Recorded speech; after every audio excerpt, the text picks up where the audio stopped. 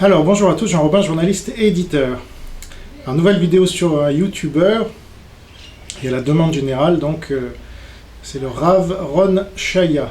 Alors, vous êtes plusieurs à m'avoir demandé de faire une vidéo sur lui, je ne connaissais pas, j'avais vu une de ses vidéos les plus vues justement sur l'histoire du coq, dont je vais parler à la fin de cette vidéo-là. Et donc je n'ai pas d'idée préconçue sur ce Rav. Et donc j'ai regardé un peu comme je fais d'habitude, toutes les vidéos parmi toutes celles qu'il a faites. Donc c'est un rabbin qui enseigne le Talmud et la Torah, comme tous les rabbins.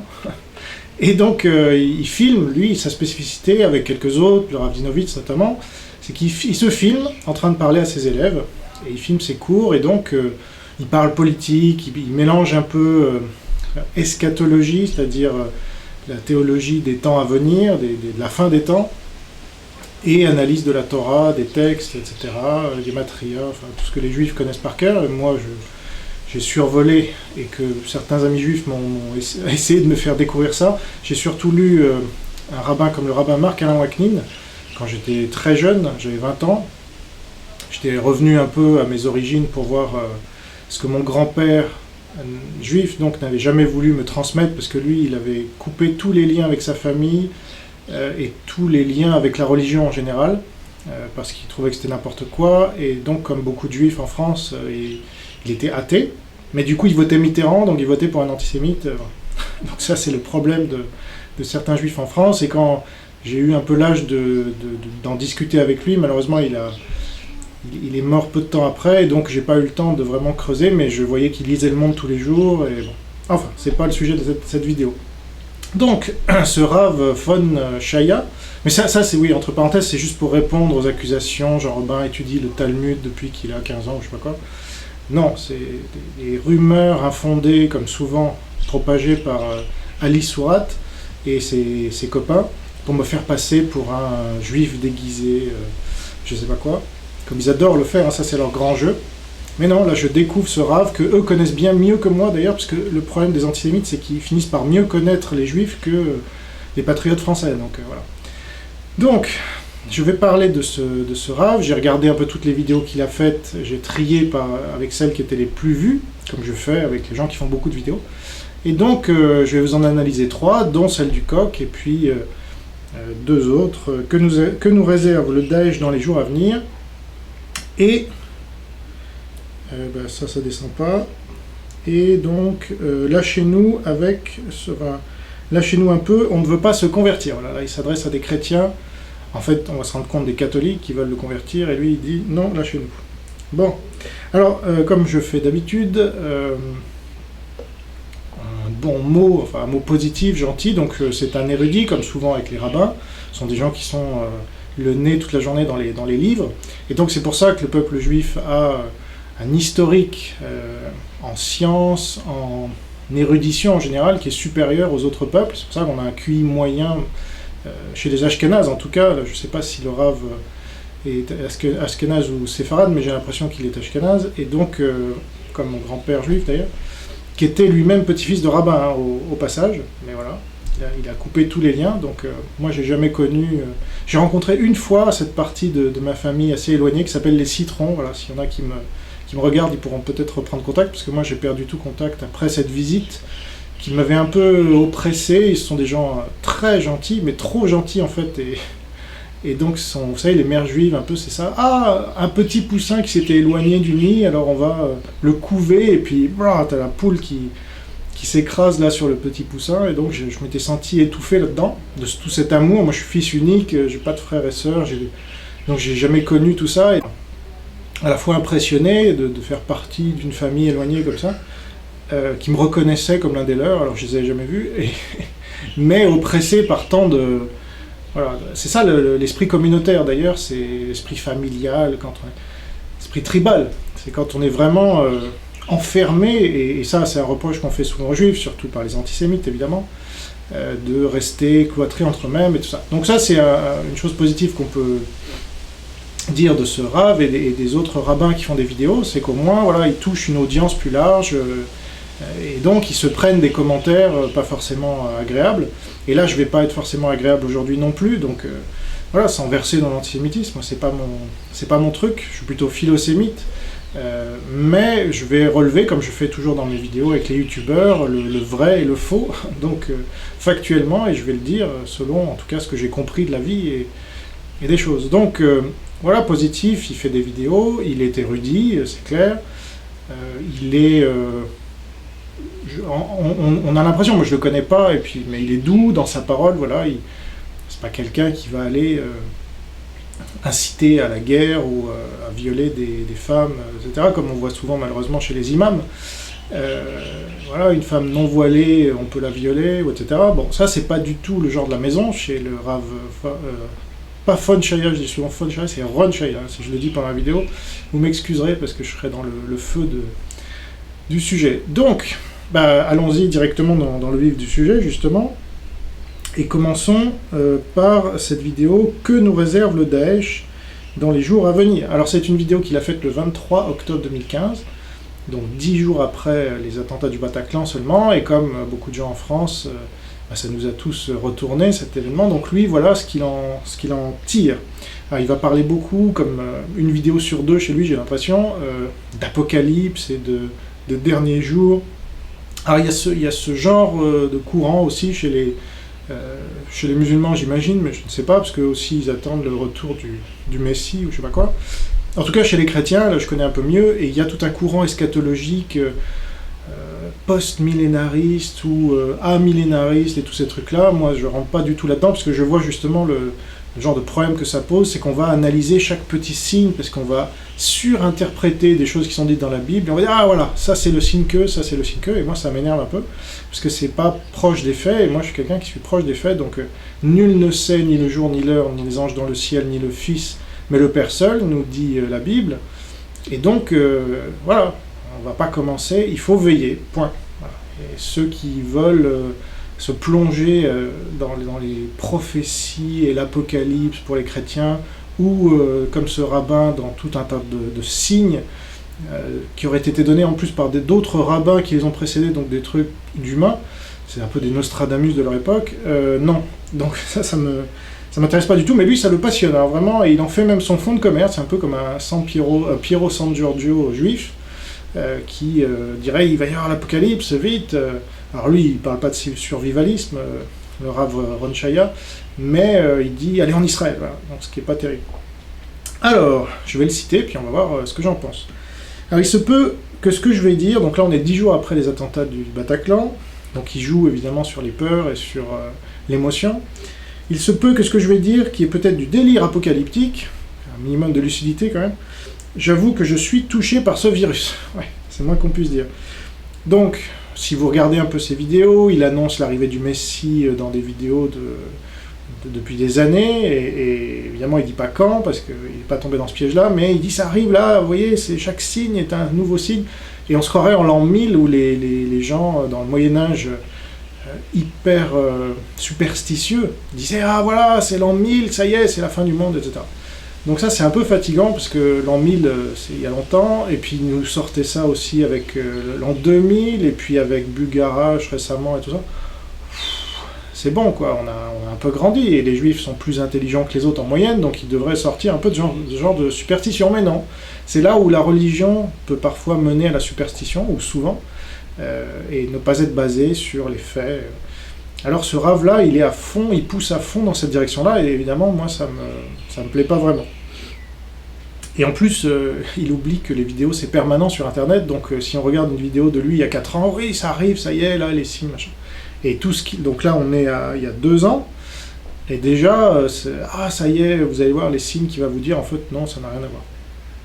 Alors à un moment, il cite, je ne sais pas quel prophète juif post-biblique, qui parle des navires de guerre russes, ça y est, la guerre en Syrie, donc ça c'est les signes, ça y est, puis ça va monter crescendo. Ah bah non, la guerre en Syrie elle est terminée, Daesh a été vaincu, et donc maintenant il s'éparpille, alors on ne sait pas sous quelle forme ça va prendre, mais ils sont sous la forme d'agents dormants en France ou ailleurs en Europe, voire aux États-Unis, et donc ils vont se réveiller. Alors lui, vous allez voir, il va parler d'une guerre bactériologique, et c'est le but de cette vidéo, c'est de dire, ah, je ne sais pas si je dois vous en parler, mais maintenant que Manuel Valls, Premier ministre, en a parlé, je peux, sans faire naître de crainte, etc.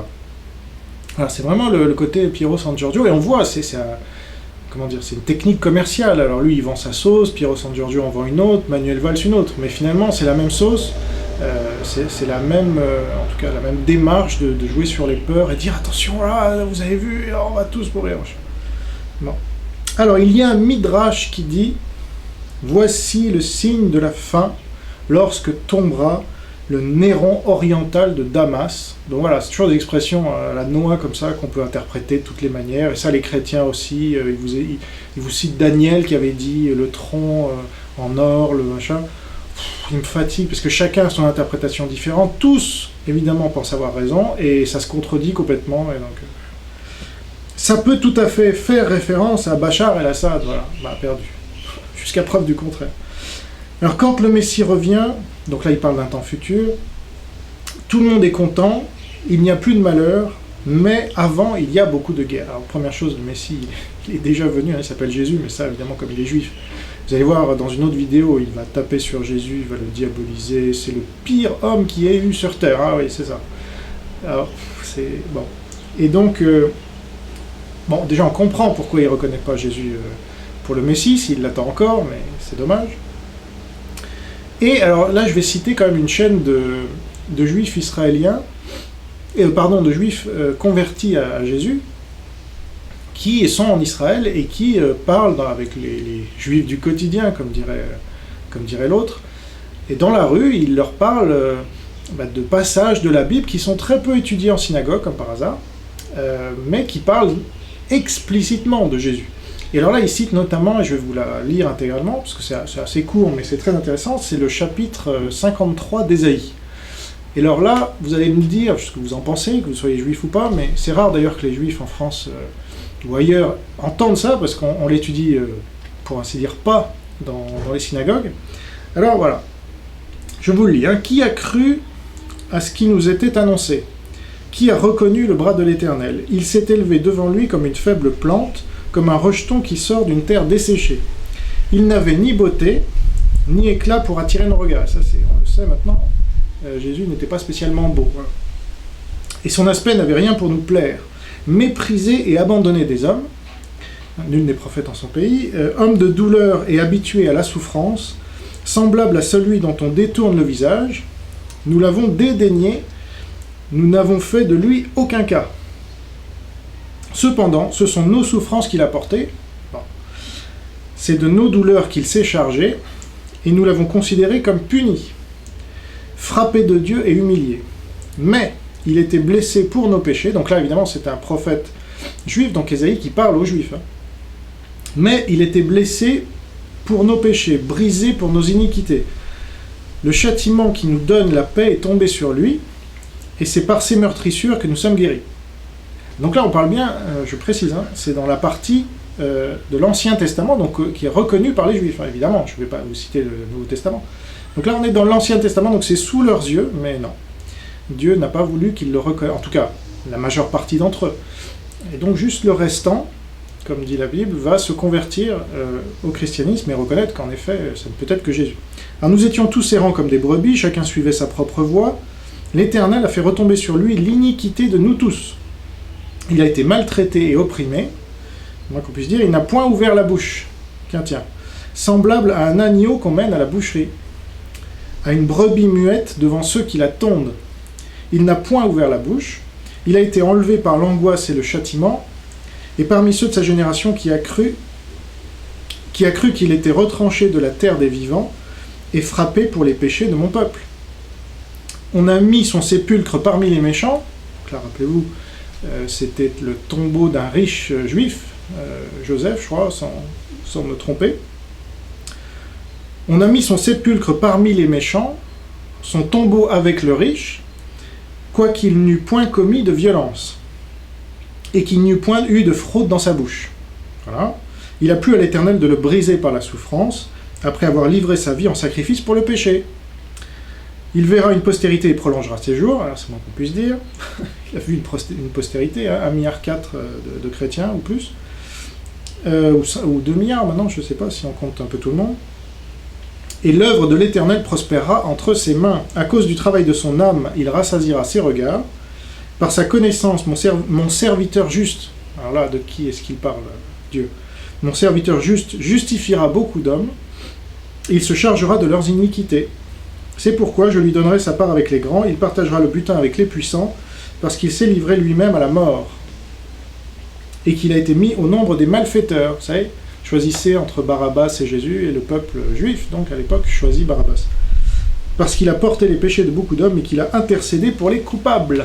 Voilà. Donc ça, c'est dans l'Ancien Testament, la doctrine de Jésus qui est expliquée très précisément. Mais ça, apparemment, il ne faut pas compter sur le Rav Ron Shaya pour le reconnaître, puisqu'il est juif, donc non converti.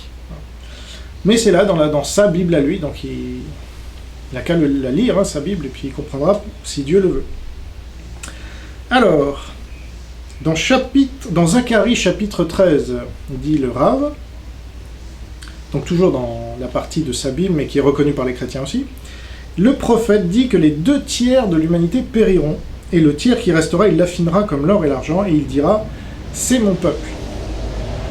Alors, là, c'est intéressant, parce que comme les Juifs ne sont pas un tiers du monde, ils sont juste 15 millions sur 7 ou 8 milliards, donc ça ne fait pas un tiers. Alors comment ils s'en sortent? Eh bien, ils disent « ah ben attention, d'ailleurs comme il le dira plus tard, Dieu a donné aux Juifs 613 commandements à suivre, mais il a donné aux non-Juifs 7 commandements à suivre.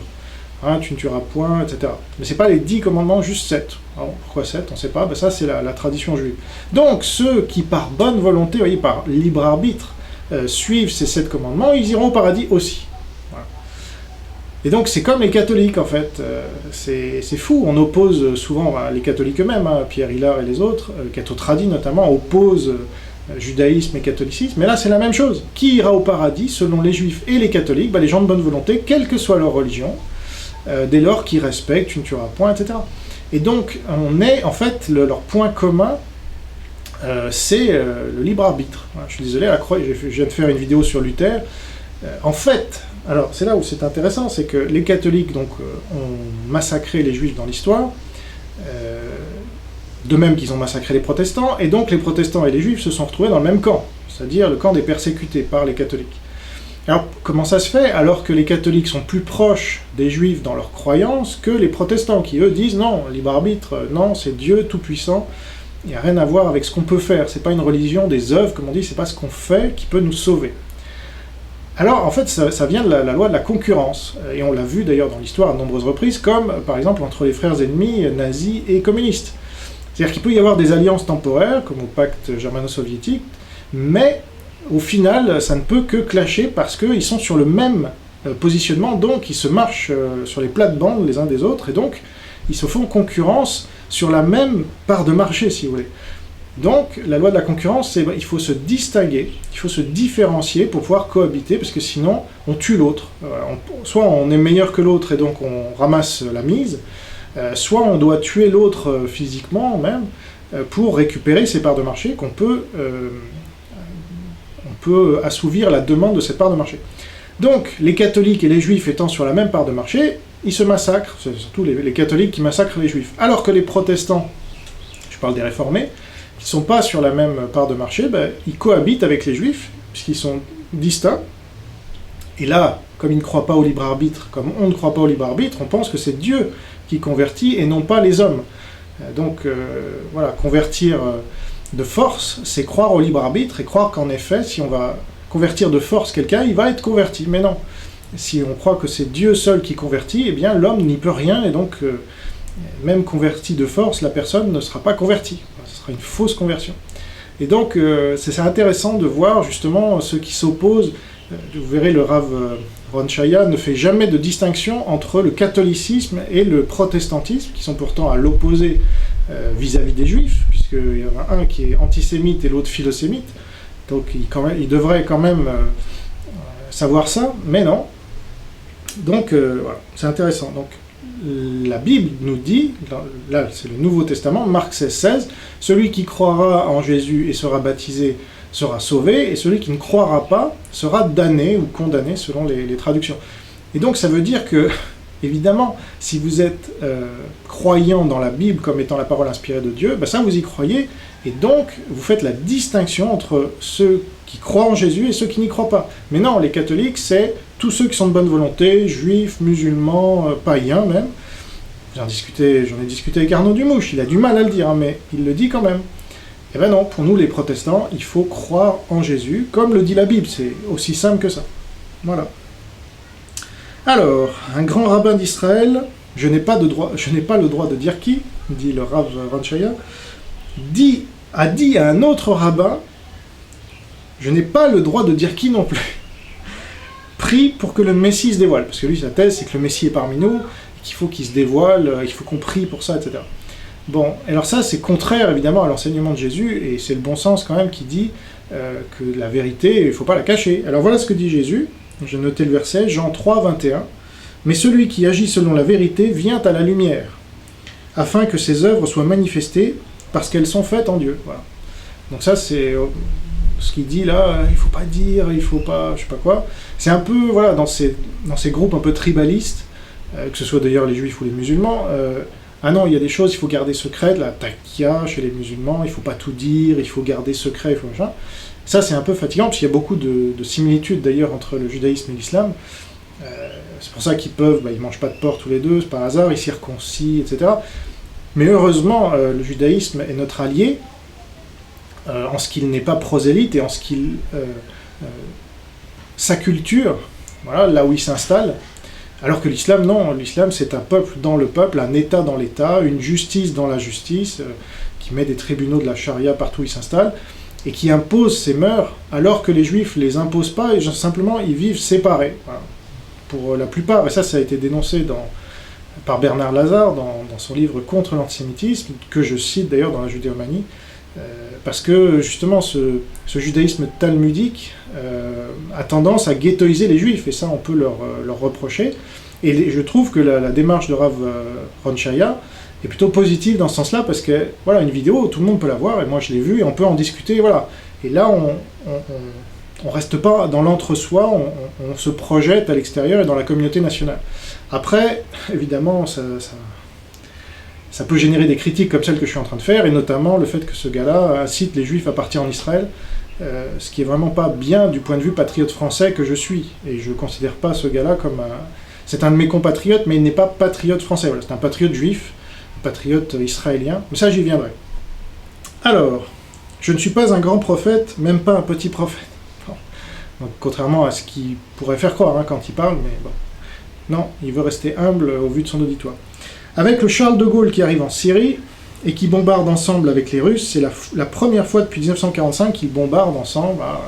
Donc ça serait un signe, vous voyez, donc on voit des signes un peu pas... Et là ça devient obsessionnel, après vous voyez des signes dans n'importe quoi, il y a eu du vent ce jour-là alors qu'il n'y a jamais eu de vent ce jour-là, et donc c'est le signe que... C'est fatigant. En plus, la guerre de Syrie, elle est terminée, donc c'est perdu pour le Rav Ron Shaya. Mais c'est pas grave, il va continuer, c'était pas... Ah, je m'étais trompé. Mais les signes peuvent tromper, mais là, il faut pas que ça nous empêche de continuer nos conneries, parce que c'est un marché.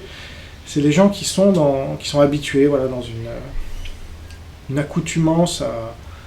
Ça marche, les gens disent « Ah bon, c'est peut-être demain », et puis ils oublient qu'on leur a dit il y a 2 ans, mais en fait, c'était la guerre en Syrie, voilà. Alors, puis demain, ça sera la guerre avec l'Iran, alors on dira « Ah, voilà, c'était pas la Syrie, c'était l'Iran, et en fait... » Et puis quand ça arrivera, il y a des gens qui vous diront « Ah bah voilà, je vous l'avais bien dit. » Mais bon. Alors, le Rav Ron Shaya dit « Tel Rav important, j'ai pas noté le nom, j'ai pas tout à fait compris, il parle vite, dit « Tous les Français venaient en Israël. » Alors, donc là, plusieurs remarques. Donc lui, évidemment, il incite à partir en Israël, donc déjà, c'est comme un peu comme l'agence juive pour Israël, vous savez, c'est des gens qui incitent nos compatriotes juifs à se barrer, à laisser le pays comme ça, et voilà. Alors, il y a une différence déjà entre musulmans et juifs. C'est que les musulmans, on ne souhaite pas spécialement qu'ils viennent, et puis on souhaite plutôt qu'ils partent. Mais malheureusement, ils ne partent pas d'eux-mêmes, ou très rarement, c'est vraiment l'exception, alors que les juifs, c'est l'inverse. En tout cas, pour ceux qui ne sont pas antisémites, voilà, ils veulent voir plus de juifs en France, parce qu'ils sont une ultra-minorité, ils ne sont même pas 600 000, donc c'est même pas 1% de la population, alors que les musulmans sont déjà 10, 15, peut-être plus de pourcents de la population. Et donc ça, c'est la différence entre un ennemi et un ami. Vous voyez, un ami, on veut qu'il vienne, on veut qu'il reste, et qu'il soit avec nous, et qu'il nous défende, ou qu'on le défende, etc. Mais l'ami, à la première tentation, il peut être, en tout cas, il a sa survie, et ça je peux comprendre. Si la France étant en train d'être islamisée et devenant l'Algérie, les Juifs ont tendance à partir pour protéger leur sécurité. Alors ils vont dans un pays qui est en guerre depuis sa création pour être plus protégés, ça j'ai pas compris, mais bon, c'est dans leur logique prophétique, eschatologique, apocalyptique. Donc, mais vous voyez la différence, c'est-à-dire qu'entre des Juifs qu'on essaie de retenir en leur disant attendez, non, mais on va faire des efforts, là, l'islam, ça c'est les politiciens français qui jouent sur tous les tableaux, mais eux c'est les voix qui les intéressent, donc les Juifs en voix c'est que dalle. Et là, les antisémites vont arriver, non mais c'est un complot juif en fait, mais ça ne marche pas leur idée de complot juif, parce que ce qu'on voit c'est arriver massivement des musulmans principalement antisémites et partir des juifs qui sont menacés de plus en plus dans leur quotidien par les musulmans.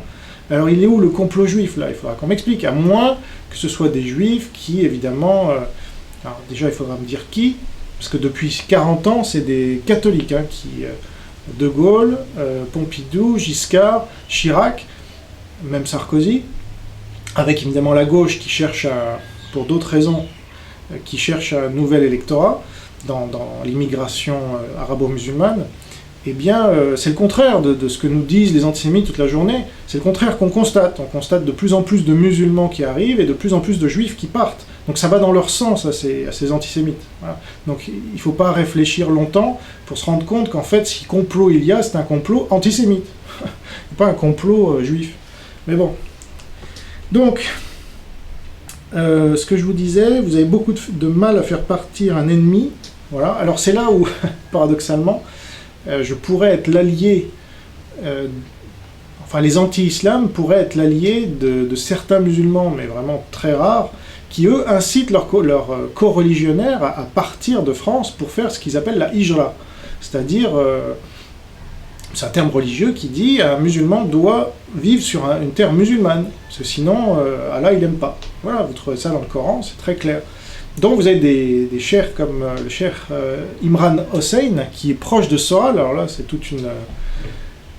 un paradoxe, parce que ce gars-là dit, oui, il faut que les musulmans partent de France. Donc là, temporairement, ponctuellement, avec ce musulman-là qui dit les musulmans doivent partir de France, oui, on peut être allié temporaire.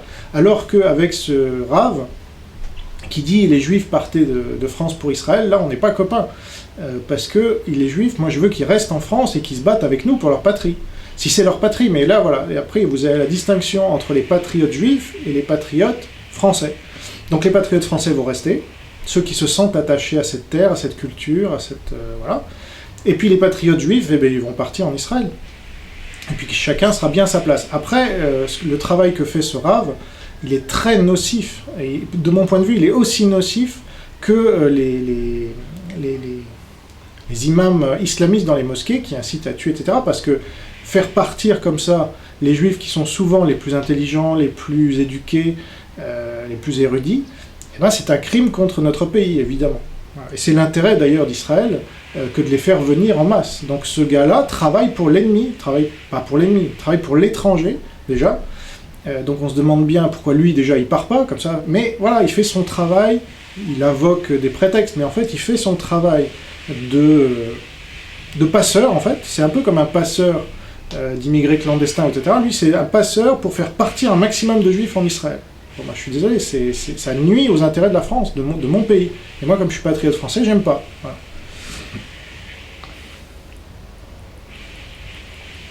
Alors,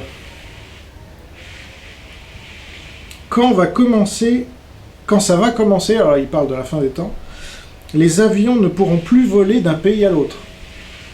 Bon, là, je suis d'accord, moi j'ai dit ça depuis longtemps, depuis que je suis venu en Polynésie, je m'en suis rendu compte. C'est-à-dire que des gens qui voudront venir ici, quand ça sera trop tard, ils pourront plus, parce qu'il n'y a plus d'avions qui voleront. Maintenant, quand ce sera, et puis est-ce que ce sera l'apocalypse et tout ça, bah, les gens font leur choix, ils ont qu'à venir maintenant, c'est encore possible, puis demain ça ne le sera plus, donc là on peut être d'accord.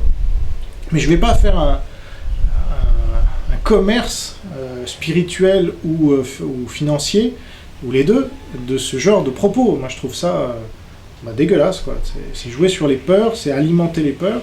Quand on est une personne spirituelle comme le prétend être ce Rav, on ne joue pas sur les peurs. On étudie les textes sacrés, voilà, on transmet ce qu'ils disent, mais c'est là où il y a tout... En fait, on va choisir, il y a tellement de foisonnement dans la tradition talmudique, parce que ces gens-là s'éloignent beaucoup de la Bible, malheureusement. Bah, c'est comme les catholiques, c'est comme toutes les hérésies en général, vous vous éloignez des textes sacrés, alors, en l'occurrence de la Bible. Et donc, ils choisissent ce qui leur plaît, et donc là, eschatologie à fond, fin des temps, apocalypse, etc. Bon, ben voilà. Ce sont les incendiaires du... Alors, ils parlent des musulmans, ou en tout cas des terroristes ou des islamistes. Ce sont les incendiaires du monde qui vont brûler avec, mais ce n'est pas grave, tant que le royaume d'Allah est restauré sur terre. Là. Donc là, ils parlent de leur point de vue, évidemment.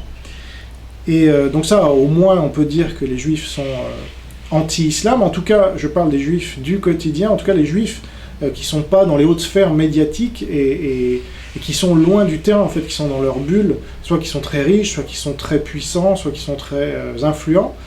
Non, là, le juif qui vit, français, hein, d'origine juive, qui marche le samedi pour aller à sa synagogue, parce que le sabbat, on n'a pas le droit d'utiliser sa voiture, bah, il se fait harceler dans la rue par des racailles arabo-musulmanes, antisémites donc, et lui, il n'est pas pro-musulman, non. Il sait très bien qu'il n'y a pas de cohabitation possible avec ces gens-là, et que, alors qu'un Attali ou un Cohn-Bendit, qui sont beaucoup plus d'ailleurs socialistes que juifs, à mon sens, puisqu'ils ont une culture juive, mais c'est pas ce qui détermine leur politique, c'est beaucoup plus le socialisme qui détermine leur politique, et ces gens-là, évidemment, ils veulent un gouvernement mondial, voilà, c'est pas du tout le projet des Israéliens. Les Israéliens, ils sont en Israël, ils veulent un pays, ils sont patriotes pour leur pays, donc ça, moi, je les respecte pour ça. Ils défendent leur pays comme moi, je défends le mien. Mais ils ne sont pas pour un gouvernement mondial qui effacerait leurs frontières.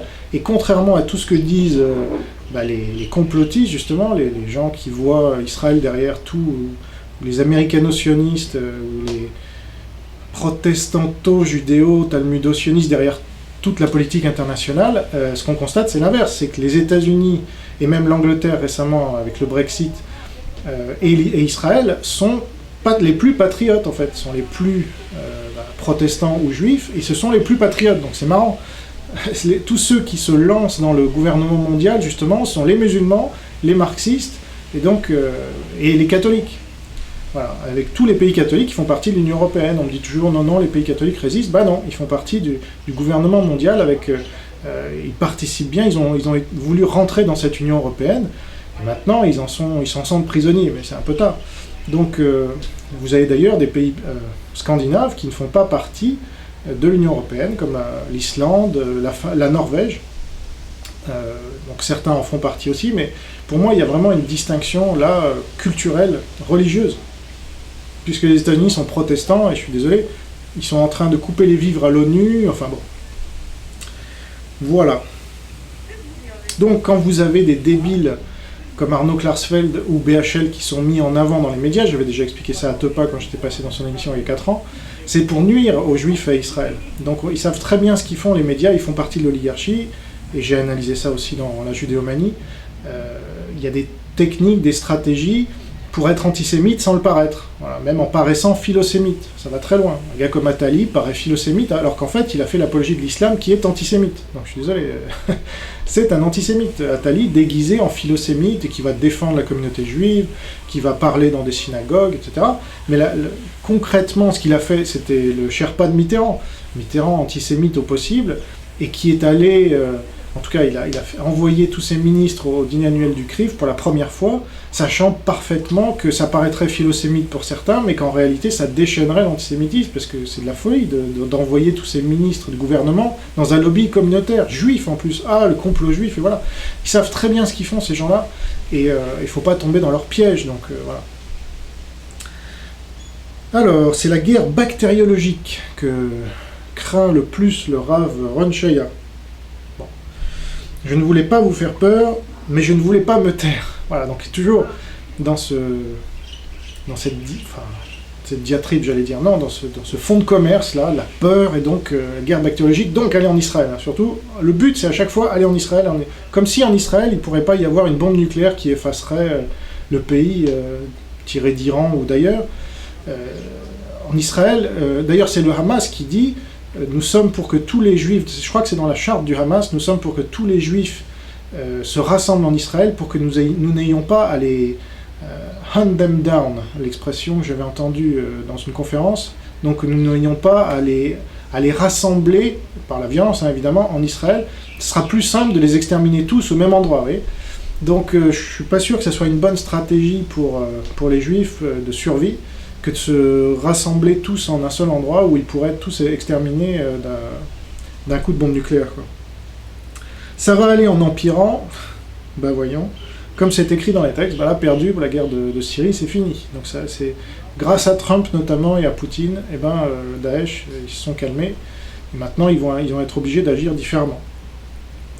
Qui sont ces gens du tiers qui sera affiné? Donc là, il revient aux 2 tiers, 1 tiers, 2 tiers qui sera exterminé, et 1 tiers qui sera raffiné.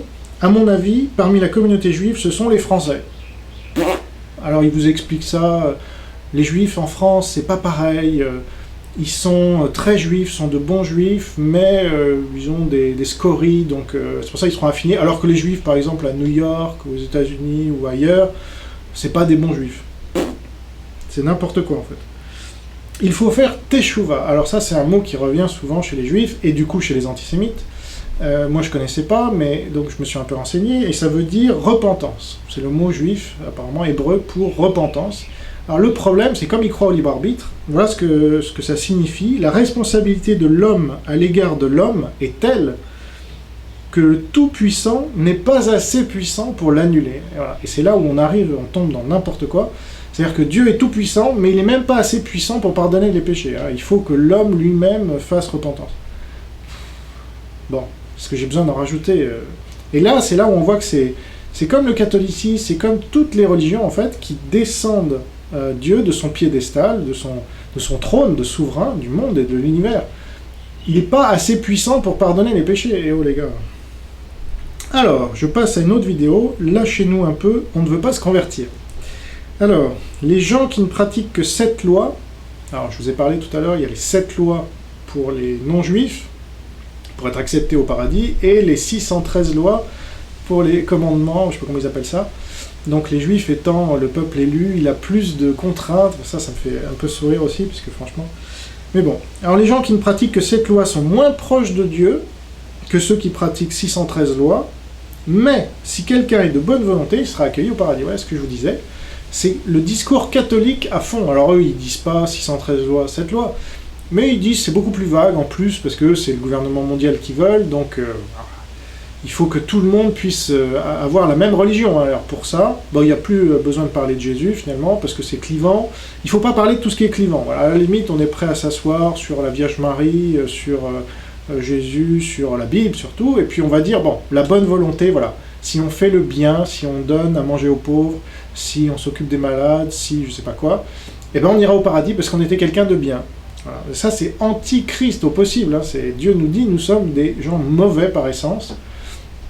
Toute la pensée du cœur humain est portée au mal à tout moment, où un autre prophète juif, Jérémie, en 13-23, l'Éthiopien peut-il changer sa peau et le léopard ses taches? De même pourriez-vous faire le bien, vous qui êtes accoutumés à commettre le mal. C'est-à-dire que c'est dans notre nature, voilà, on est mauvais. Et donc les juifs, c'est pourtant Jérémie, c'est un prophète juif, hein, mais ils ne l'ont pas compris, et donc ils voudraient nous faire croire qu'on peut faire le bien comme ça, qu'on soit juif ou non juif.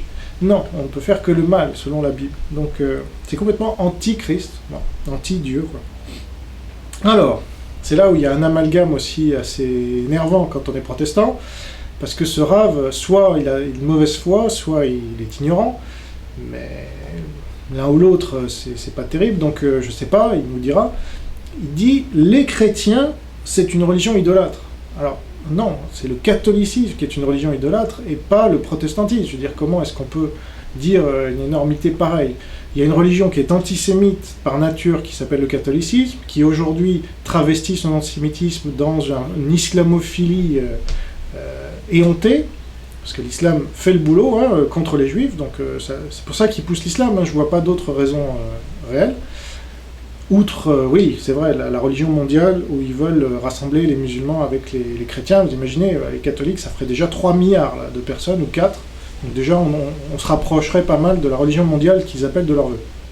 Sans se rendre compte que les musulmans, eux, ils veulent l'Oumma, donc c'est un autre gouvernement mondial. Moi, je vous renvoie à la vidéo que j'ai faite sur Pierre Hillard, voilà, sur les mondialismes en général. Donc, notre Rav, là, ne distingue pas protestants qui sont philosémites et qui ne sont pas idolâtres, justement, ils critiquent l'idolâtrie des catholiques. Et les catholiques qui sont antisémites et idolâtres, qui s'agenouillent devant des statues, qui ont des églises avec des vitraux qui représentent je ne sais pas quel personnage de la Bible, etc. Bon, donc ça, mauvaise foi ou ignorance, je pencherais plutôt sur la mauvaise foi, parce que comme je l'ai dit, il est érudit. Mais alors, pourquoi il est de mauvaise foi? Franchement, mélanger comme ça les amis des juifs avec les ennemis des juifs, il faut être bête entre nous. Mais voilà, il a une stratégie, donc dès que vous identifiez une stratégie chez les gens, ça devient un peu plus clair, et vous comprenez après certains discours qui apparaissent comme ça incompréhensibles. Bon, Jésus n'a jamais rien idolâtré, mais ils vont inventer un Jésus qui effectivement aurait idolâtré une brique, vous allez voir par la suite. Alors il reconnaît l'existence de Jésus, mais c'était quelqu'un de mécréant, qu'un rabbin a exclu. Alors voilà, un rabbin c'est toujours supérieur à Jésus, forcément. Et voilà, il aurait poussé à l'idolâtrie en priant une brique, et en disant « Tu es mon Dieu » à la brique. Donc ça c'est vraiment n'importe quoi, c'est le contraire évidemment. Et alors il aurait été lapidé, Jésus aurait été lapidé, pas crucifié, donc ça rejoint la version musulmane, il n'aurait pas été crucifié. Voilà. Et surtout ce serait une des pires personnes au monde, parce que c'est en son nom qu'on aurait tué le plus de monde, et notamment de juifs. Bon.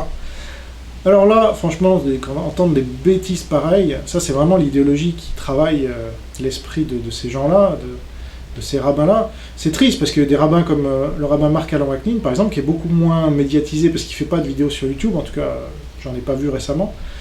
Eh bien lui, il va jamais dire des bêtises pareilles, il est beaucoup plus nuancé, beaucoup plus subtil, et bon. Mais ça n'empêchera pas de tomber d'accord sur la plupart des choses avec un Tariq Ramadan, par exemple, quand ils étaient invités tous les deux, à Ce soir ou jamais, je l'ai trouvé, lui, un peu trop complaisant avec Tariq Ramadan sur le moment, alors que, franchement, l'islam, c'est l'antisémitisme pur, donc là, il y avait un peu de naïveté chez le rabbin Marc Alain Waknin. Bien, bien. Donc, une des pires personnes au monde, Jésus, non. Qu'est-ce qu'on n'aura pas entendu? Il n'a pas fait de mal à une mouche dans toute sa vie. C'est pas en son nom qu'on a tué le plus de juifs, mais au nom... Ah oui, alors il va dire la Shoah, c'était Hitler qui était catholique. Bon, là on peut tomber éventuellement d'accord. Mais c'était pas Jésus, c'était les catholiques. Voilà, les catholiques, oui, ils sont antisémites, ils ont persécuté les juifs pendant 1500 ans, mais les catholiques sont antichrist, donc c'est normal. Non, et puis aujourd'hui c'est l'islam qui persécute le plus les juifs dans le monde, je veux dire, y compris les chrétiens, et même les catholiques. Alors, donc, d'où vient... Alors voilà, mais c'est là où il va tomber dans cette... erreur. D'où vient l'antisémitisme dans le monde? Demande le Rav. En Asie, il n'y a pas beaucoup d'antisémites.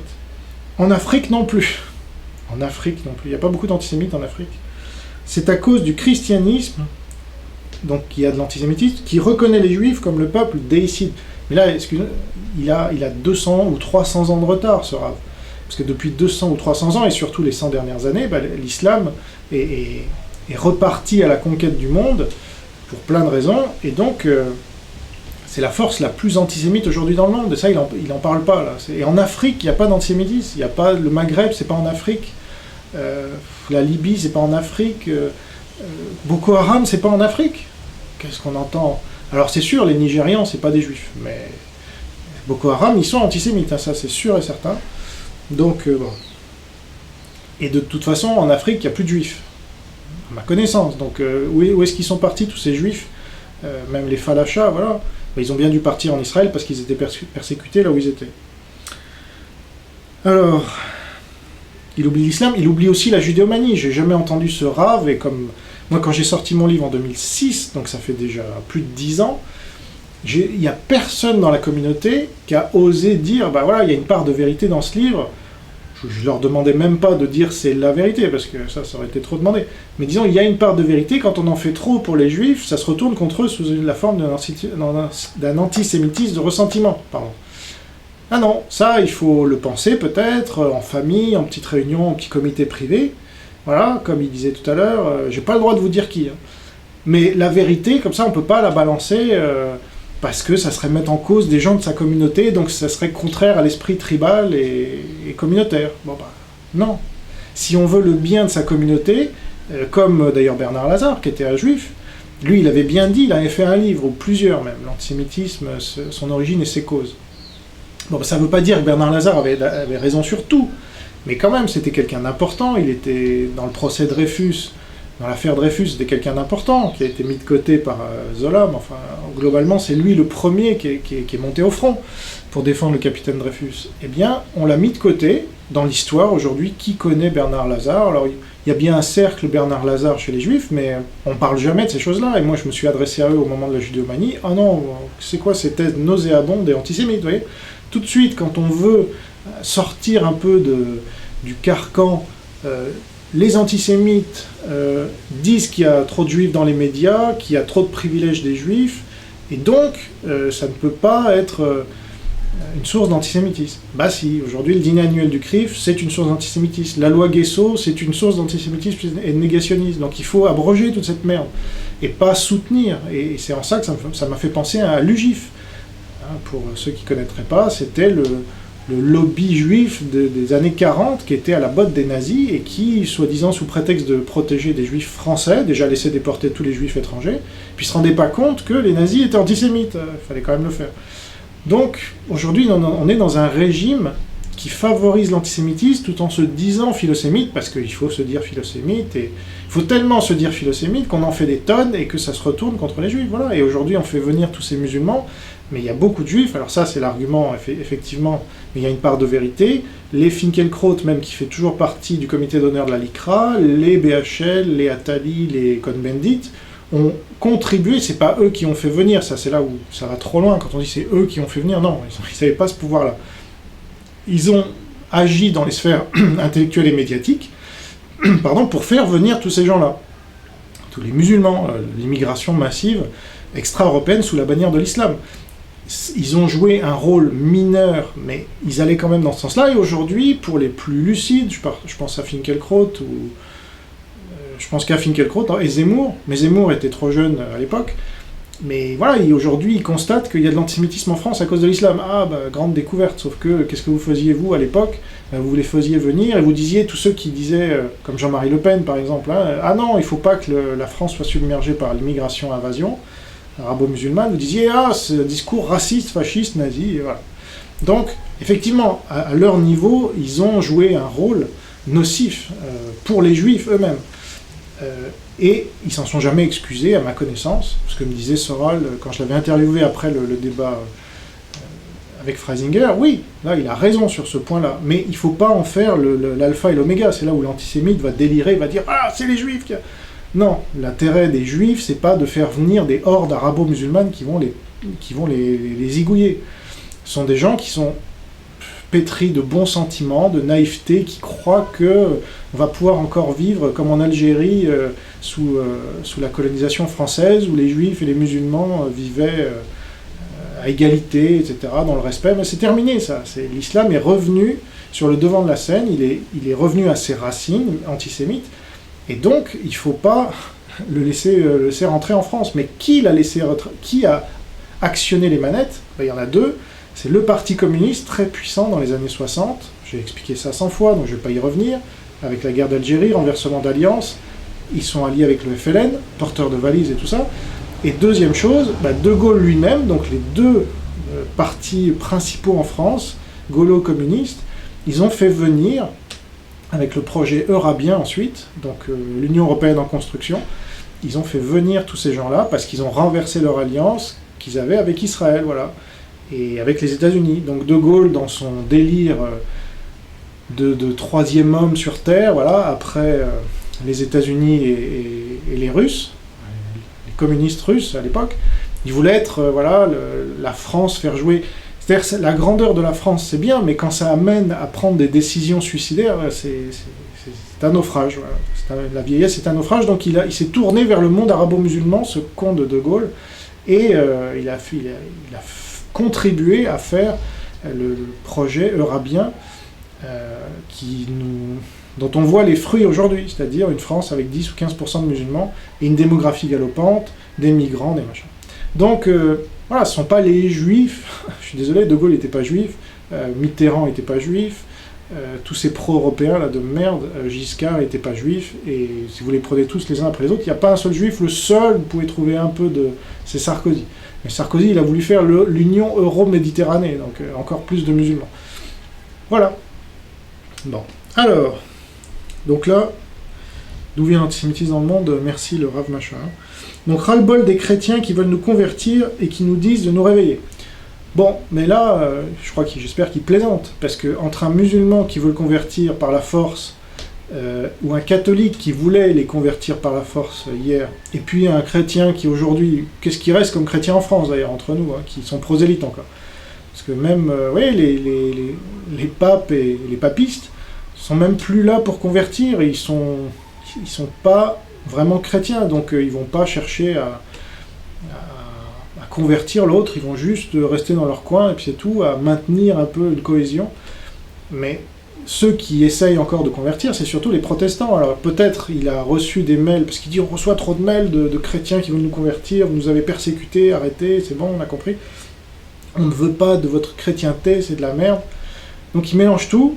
Ceux dont il reçoit des mails, c'est certainement des pentecôtistes, voilà, c'est les plus actifs, ou les témoins de Jéhovah, mais pour lui c'est tous des chrétiens, donc c'est tous n'importe quoi.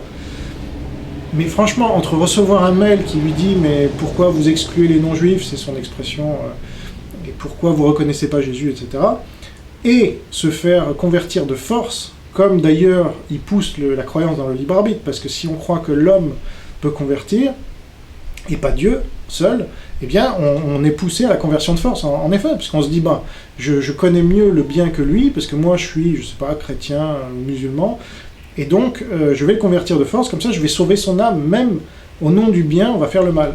Eh bien, avec la croyance protestante, donc que le libre arbitre n'existe pas, eh bien on n'en arrive pas à convertir de force. Mais ça, c'est trop de nuances peut-être pour le Rav Ron Shaya. Donc il devrait faire comme la différence entre les musulmans et les chrétiens, rien que ça, entre des gens qui lui disent bon, j'aimerais te convertir, et puis un autre qui arrive en disant si tu te convertis pas, je te tranche la gorge alors. Mais non, là il n'en parle pas. Alors c'est peut-être le sujet d'une autre de ces vidéos, mais j'ai pas trouvé. J'ai pas beaucoup cherché non plus, mais on n'y croit pas à votre Jésus, vous avez tout fait pour qu'on y croie. Inquisition, croisade. Voilà, donc deux exemples catholiques, hein, pas. Maintenant la version douce, allez au Togo ou au Congo. Bon, alors c'est marrant parce qu'au début Israël devait être en Ouganda, hein, d'ailleurs. Mais ça, bon, c'était le projet de Herzl, avant que finalement ce soit en Israël. Mais bon, il y a des juifs quand même qui se convertissent, que ça plaise au Rav ou pas. Donc voilà, tant mieux, moi j'en suis ravi, mais lui forcément ça limite ses parts de marché, hein, donc lui il préférerait garder plus de juifs pour écouter ses discours, pour aller en Israël certainement, pour acheter ses livres, ou je sais pas quoi. Mais c'est comme ça, pour nous c'est Dieu qui convertit, donc il pourra dire tout ce qu'il voudra. Si Dieu veut convertir certains juifs, et c'est là l'erreur de Luther, c'est que lui justement il avait été violent et très antisémite parce qu'il ne comprenait pas qu'une majorité de juifs ne voulait pas se convertir, il pensait que c'était pas normal, mais en fait c'est prévu, donc ça sert à rien de s'énerver, il faut discuter, voilà, comme je le fais là, argumenter, si des juifs veulent se convertir au christianisme, parce que je leur ai lu Ésaïe 53, qu'ils le lisent eux-mêmes, qu'ils lisent leur Bible, et ils verront toutes les mentions, par exemple le psaume 22, le psaume 22, Dieu, pourquoi m'as-tu abandonné, c'est tiré, ce que dit Jésus sur la croix, c'est tiré du psaume 22. Ça ne veut pas dire que Jésus pense que Dieu l'a abandonné, non, il fait une référence pour bien montrer que toutes ces prophéties se réalisent au moment de sa mort. Je ne sais plus combien il y a de prophéties qui se sont réalisées, qui étaient prophétisées. Lui qui aime bien les prophéties, voilà, celle-là, elle ne lui plaise pas au Rav Ron Shaya. Il choisit, il sélectionne. Mais à la mort de Jésus, il y a X dizaines de prophéties qui se sont accomplies, voilà, même après sa mort. C'est là où on peut dire, il maîtrisait, il manipulait, ouais, mais sauf que quand il est mort, donc ils se sont partagés sa tunique au dé, etc. Ça, il était déjà sur la croix, il ne pouvait rien faire. Hein, donc, Et puis après, donc sa mort, dans le tombeau, on l'a mis dans le tombeau d'un riche, parce que c'est pas lui qui a choisi. Hein. Vous pouvez bien me croire qu'on ne lui a pas demandé son avis. Alors, à quel point c'est vil de vouloir convertir un enfant juif de 5 ans, parce qu'il raconte son expérience avec un curé qui aurait voulu le convertir quand il avait 5 ans, et heureusement, grâce à Dieu, il a dit « je suis juif » et le curé est parti. Il dit « comme c'est vil de vouloir convertir un enfant juif de 5 ans, comme un curé a essayé de me convertir, combien il y a d'enfants juifs qui ont été cachés dans des couvents et qui se sont convertis ?» Bon, alors là, pendant la Shoah. Donc là c'est là où je comprends plus. C'est parce qu'on fait passer sa croyance religieuse avant sa survie, alors, c'est nouveau. C'est-à-dire que lui, il aurait préféré que ses enfants juifs ne soient pas protégés pendant la Shoah par des catholiques, en l'occurrence, il dit des couvents, mais on pourrait parler du Chambon-sur-Lignon aussi, qui est quand même resté célèbre, une ville protestante, enfin un village protestant qui a protégé des milliers de juifs. Mais non, il aurait préféré... Est-ce que ces gens-là se sont convertis ensuite au protestantisme? J'en doute, enfin il y en a certainement qui l'ont fait, mais à mon avis très peu. Tout comme ceux qui se sont convertis au catholicisme par la suite. Mais lui déjà, un seul, c'est trop. C'est trop, et d'ailleurs je me demande si c'était pas lui qui avait parlé aussi du parfum dans une autre vidéo, mais je n'ai pas cherché, du parfum que se mettent des femmes juives pour plaire, et qui serait comme le gaz Zyklon B qu'on balançait dans les chambres à gaz. Alors je ne sais pas si c'est lui, hein, mais si c'est lui, en tout cas cet autre rabbin, si c'est un autre rabbin, font le même... une assimilation, un amalgame assez lourd. Je veux dire, pendant la Shoah, c'est bien que des catholiques ou des protestants aient protégé des juifs, non, c'est pas mal. Et ensuite, si certains se sont convertis parce que voilà, Dieu l'a voulu, eh ben tant mieux, on va pas... Mais non, pour le rabbin Ron Shaya, un tout juif qui se convertit à une autre religion, c'est mal, quoi. Je sais pas, moi, s'il y a des chrétiens qui se... Alors c'est sûr, oui, de mon point de vue, s'il y a des chrétiens qui se convertissent au judaïsme ou à l'islam, ça ne sera pas une bonne chose. Mais bon, c'est compréhensible quand même, ils ont été protégés, je sais pas, ça me dépasse un peu. À quel point c'est vil? Non, c'est pas vil, c'est la vie. Bon. Nous sommes contre la chrétienté. C'est un canular, un mensonge, de l'idolâtrie. On n'a pas de haine contre vous, mais laissez-nous tranquilles. Bon. Donc ce rabbin vit quand même dans une terre chrétienne, malgré tout, malgré les litres de sang qui ont été versés par les marxistes et par les catholiques aussi, et des litres de sang de juifs d'ailleurs qui ont été versés par tous ces gens-là. Ça reste malgré tout une terre chrétienne par rapport à une terre musulmane ou une terre, je sais pas ce qu'on pourrait dire, bouddhiste, voilà, ou hindouiste. Ça reste une terre chrétienne, et donc il y vit. Alors qu'est-ce qu'il fait sur une terre chrétienne? Si la chrétienté, il a qu'à lui... Encore une fois, s'il veut être conséquent, cohérent, et montrer l'exemple, il a qu'à partir en Israël. Moi, c'est ce que je dis aux patriotes juifs. Allez en Israël, les amis. Moi, j'ai aucun problème avec ça, parce que vous ne défendez pas notre pays, vous incitez d'autres juifs à partir. Donc, allez en Israël. Déjà, vous serez plus cohérent. Là, ce Rav n'est pas cohérent. Il dit, j'ai des problèmes gastriques ou je sais pas quoi. Non, mais c'est une blague. Donc, alors... Et puis, bon, être haineux comme ça envers les chrétiens, bah, qu'est-ce qu'on t'a fait à part t'envoyer des mails pour te convertir? Franchement, si c'est que ça qui déclenche ce genre de réaction chez toi, bon, dis simplement, voilà, non, ça m'intéresse pas, je suis prêt à en discuter avec vous, mais... Alors il dit, nous, on n'essaye pas de vous convertir, c'est ça? Mais vous essayez de nous convertir, ben, c'est normal, c'est la religion juive qui n'est pas prosélyte, donc tu peux pas reprocher aux autres d'être prosélytes si c'est leur religion. Moi, je ne reproche pas aux musulmans d'être prosélytes, c'est leur religion. Simplement, je le sais, et donc je prends mes précautions pour que l'islam ne reste pas en France. Voilà. Mon but, c'est que l'islam parte de France, parce que je sais très bien que s'il reste, il va faire justement ce prosélytisme, au début doux, et puis après par le sabre. Alors, donc on finit par cette vidéo, cette fameuse vidéo du coq. Qu'est-ce qu'on m'en a parlé? Je dis, mais qu'est-ce que c'est que cette vidéo du coq? Alors je regarde, c'est l'histoire... d'un petit coq. Alors c'est des gens très puissants, des rois qui discutent entre eux, ils disent je vais vous montrer comment on gagne une guerre et on va faire un combat de coq. Donc les rois amènent leur plus grand coq, leur plus beau coq, et puis le roi juif, ou je sais pas quoi, le juif, amène un tout petit coq, tout freluquet comme ça, qui lance le combat. Les grands coqs se massacrent entre eux, le petit coq juif se barre pour se cacher. Et puis les grands coqs s'entretuent, et au final, ils meurent, et donc il reste que le petit coq juif qui sort. Et alors ça, pour les antisémites, c'est la preuve absolue que le projet juif, c'est que de pousser les autres à la guerre, ça c'est le grand argument antisémite depuis la Première Guerre mondiale, et même avant, je suis sûr, c'est des fauteurs de guerre. Voilà, les Juifs, et la Deuxième Guerre mondiale, c'était une guerre... Voilà, Hitler était antisémite au possible, mais il a été poussé à la guerre par les Juifs. Ça, c'est, je pense, la pire insulte qu'on puisse faire à Hitler, mais bon, c'est pas grave. Ça, c'est l'illustration, voilà, le coq, le petit coq freluquet, voilà, c'est les Juifs. Déjà, c'est des gens faibles et tout ça. Alors, ils sont tous les Juifs. Ils sont très intelligents, très puissants, mais ils sont très faibles aussi. Vous voyez, ça, c'est là où on arrive dans la paranoïa et le complot, vraiment, c'est qu'ils sont tout à la fois. Ils sont très intelligents, mais ils sont très faibles et ils attendent des autres qui s'entretuent, donc ils les poussent à la guerre, c'est des fauteurs de guerre.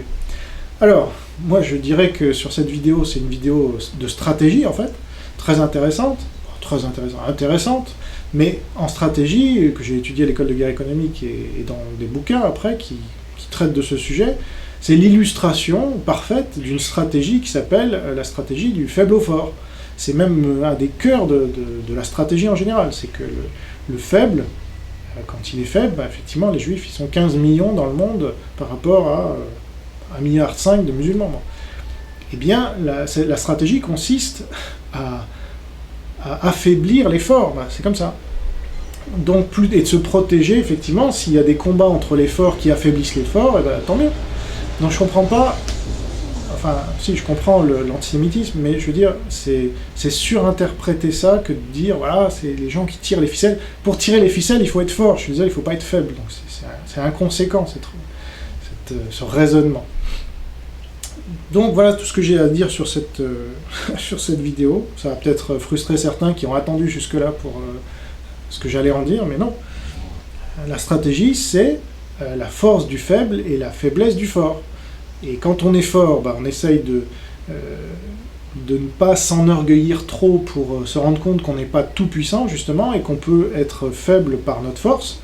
Et puis quand on est faible, on essaye de jouer de notre faiblesse, c'est-à-dire qu'on n'est pas sur les radars, on est plus petit. Voilà, le moustique, par exemple, c'est typique. Le moustique, c'est faible, et en même temps, si c'est bien coordonné, ça commence à vous emmerder sérieusement sans que vous puissiez les choper. Il faut allumer la lumière, vous restez 2 heures pour regarder. Ici, je peux vous en parler, il n'y a que ça, des moustiques, donc ça, c'est un peu les désavantages de la Polynésie, et en même temps, ça fait pas mal réfléchir sur la stratégie des moustiques, justement. Si je peux vous dire que quand je me lève la nuit, bon, on a des moustiquaires partout ici, mais quand je me lève la nuit et qu'il y a un moustique qu'on entend mais qu'on voit pas et qu'il faut chercher 1 heure et que finalement quand il daigne se montrer on n'arrive pas à le choper, ben voilà, ça c'est une stratégie du faible, et Dieu a créé des bestioles comme ça infimes et infâmes d'ailleurs qui sucent le sang. C'est pas par hasard, c'est pour nous faire réfléchir.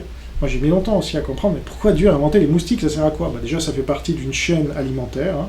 Ici il y a des moustiques, mais il y a aussi comment ça s'appelle, des salamandres, qu'on appelle margouillas ici. Et donc, margouillas, ils se nourrissent notamment de moustiques. Et pour la petite histoire, la margouilla, c'est le symbole de François Ier, à Blois. Donc c'est marrant de le retrouver ici, à 17 000 km. Mais bon, je ferme la parenthèse.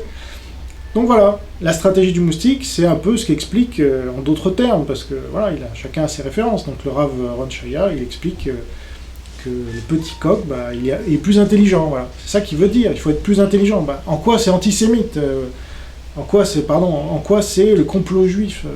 Les juifs sont très intelligents, donc ils tirent les ficelles. Arrêtez les gars, vraiment, ils arrêteront pas, parce que ça c'est ce qui donne un sens à leur vie, puis ça crée une communauté. Là aussi c'est assez tribaliste, hein, entre antisémites, on se reconnaît, ah t'as vu, j'ai les codes et tout. C'est pour ça qu'ils s'entendent bien avec les musulmans.